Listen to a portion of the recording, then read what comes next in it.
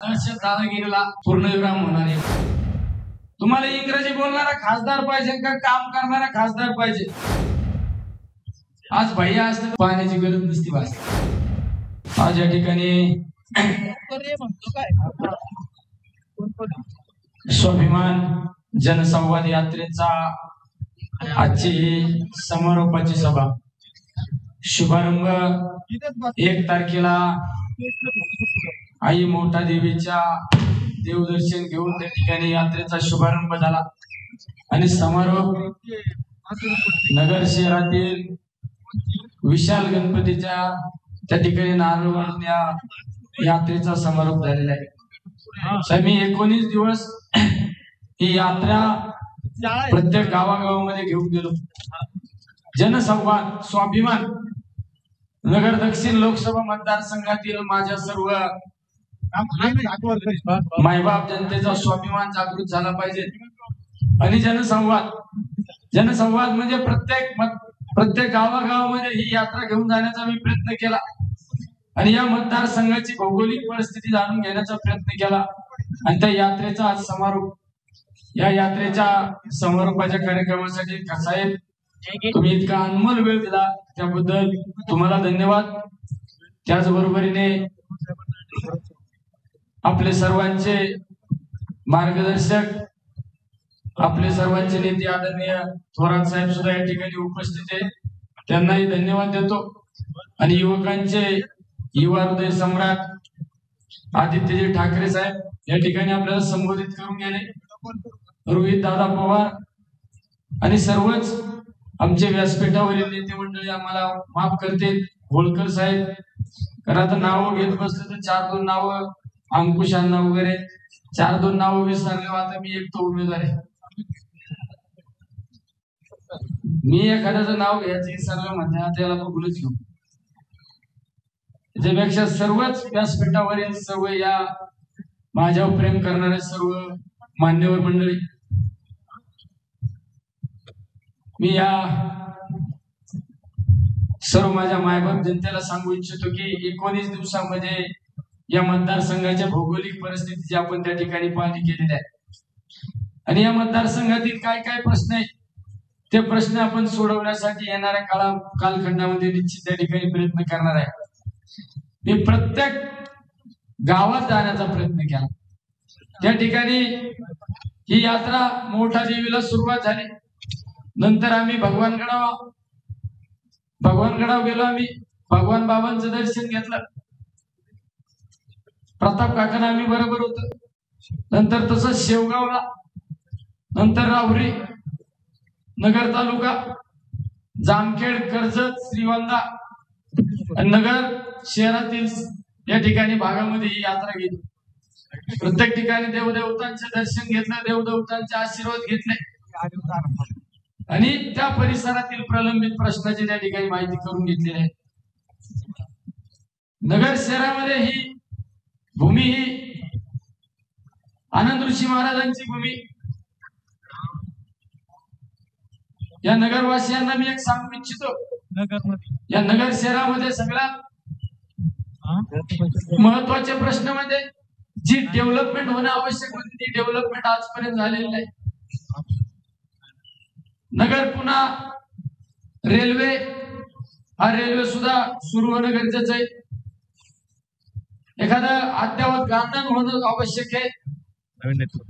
या ठिकाणी शासकीय मेडिकल कॉलेज सुद्धा शासकीय मेडिकल कॉलेज नाही,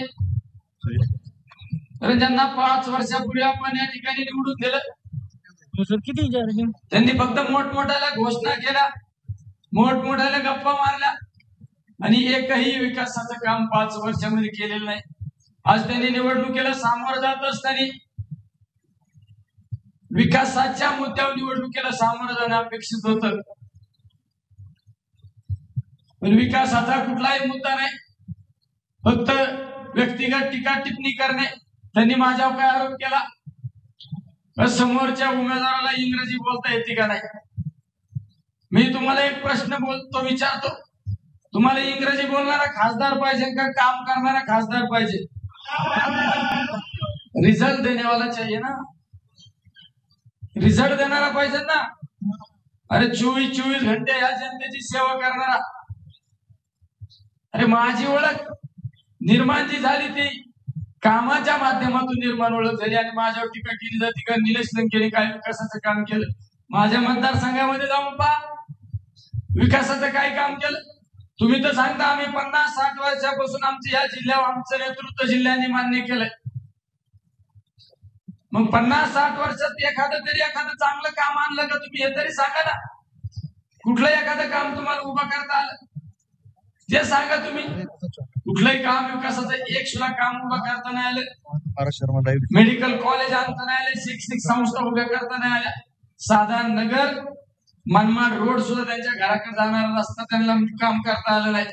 त्या रस्त्यावर 500-600 लोक बळी गेले. 1000-1200 लोकांना अपंगत्व आलं.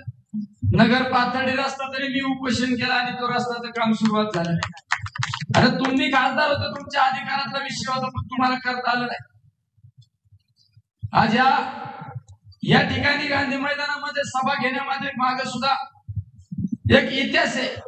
मला बऱ्याच पत्रकारांनी विचारलं तुम्ही गांधी मैदानात का सभा घेता. म्हणलं मी कॉलेज जीवनात असताना कैलासवासी आनंद भैया राठोड यांच्या प्रत्येक सभेला मी हजर असायचो आणि भैयांची सुरुवात या गांधी मैदानाच्या सभेतून व्हायची आणि त्या ठिकाणी परिवर्तन व्हायचं आणि त्या भैयांचा वारसा त्या भैयांच्या पावला पाऊल ठेवून आम्ही सुद्धा त्या ठिकाणी या नगर जिल्ह्यामध्ये काम करतो. आज खऱ्या अर्थाने मला भैयांची आठवण होती. आज भैया असते तर मला नगर शहरामध्ये खरंच पाहण्याची गरज नसती भासली. तर मला एक प्रसंग आठवतो. थोरात साहेब मी विधानसभेला मी निवडून आलो आणि अनिल भैया राठोड पराभूत झाले आणि मी दुसऱ्या दिवशी त्यांना भेटायला गेलो. त्यांना भेटायला गेल्यानंतर मी भैयांपाशी बसलो. भैया मला म्हणले मी पराभूत झालेला मला दुःख नाही, पण तू निवडून आलेला मला आनंद आहे.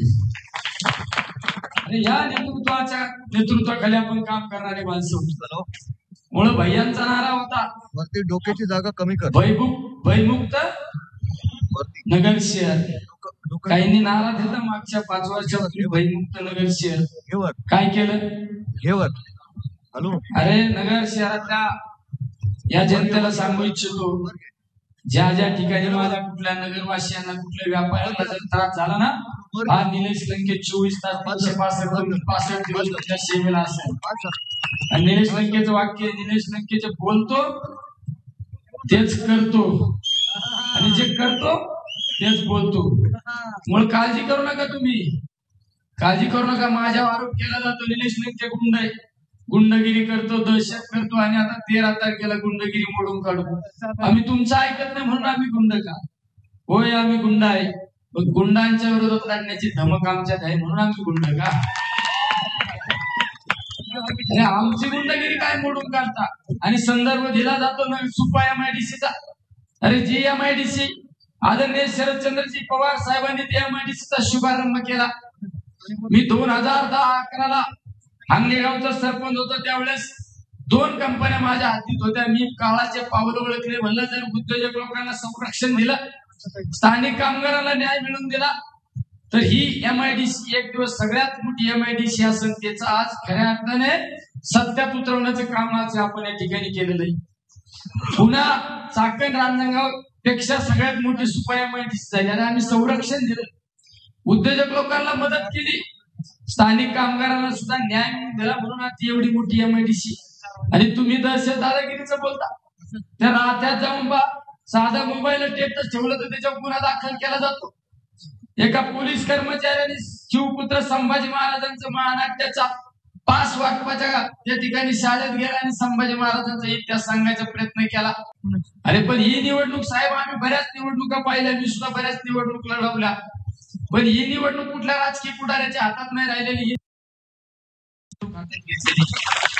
प्रत्येकाला असं वाटतं नाही मीच उमेदवार आहे, मीच उमेदवार आहे. तुमची दादागिरी, दहशत, या दहशत दादागिरीला पूर्णविराम होणार आहे, हे लक्षात ठेवा. पूर्णविराम होणार आहे. ही निवडणूक जनतेने हातात घेतलेली, ही सर्वसामान्य लोकांनी निवडणूक हातात घेतलेली. त्यामुळे तुम्हाला मी या ठिकाणी एक सांगू इच्छितो, तुम्ही एकदा माझ्या विश्वास ठेवून पहा. एकदा तुमच्या विश्वासाला कुठेही तडा जाणार नाही. तुम्हाला अभिमान वाटेल असं काम करून दाखवी. आणि तुम्ही मला 2019 आमदार म्हणून पाठवलं, पण तुम्हाला अभिमान वाटेल असं काम करून दाखवलं. एकदा दिल्लीत मला पाठव बघा, मग तुम्हाला कळलं महाराष्ट्राचा काय स्वाभिमान असतो आणि कसा पवार साहेबांचा, कसा बाळासाहेब थोरातांचा, कसा उद्धव साहेबांचा वाट मिळतो हे सुद्धा तुम्हाला कळलं.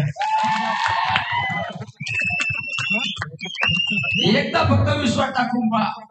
पण माझी सगळ्यांना विनंती, मागे पण लोक आहेत भरपूर, एकदा सगळ्यांच्या मोबाईलच्या टॉर्च चालू करून दाखवा रे. सगळ्यांच्या एकदा पवार साहेबांना दाखवा हे मोबाईलच्या.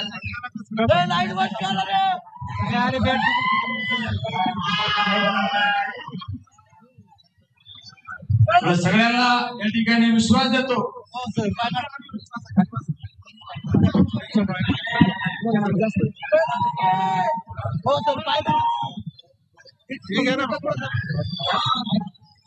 अशी काय तुतारी वाजवायची 13 तारखेला ना, तिचा आवाज कुठे गेला पाहिजे.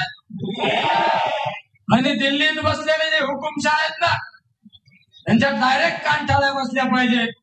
आणि 4 तारखेला असं निकालाची बातमी आली पाहिजे. नगर दक्षिण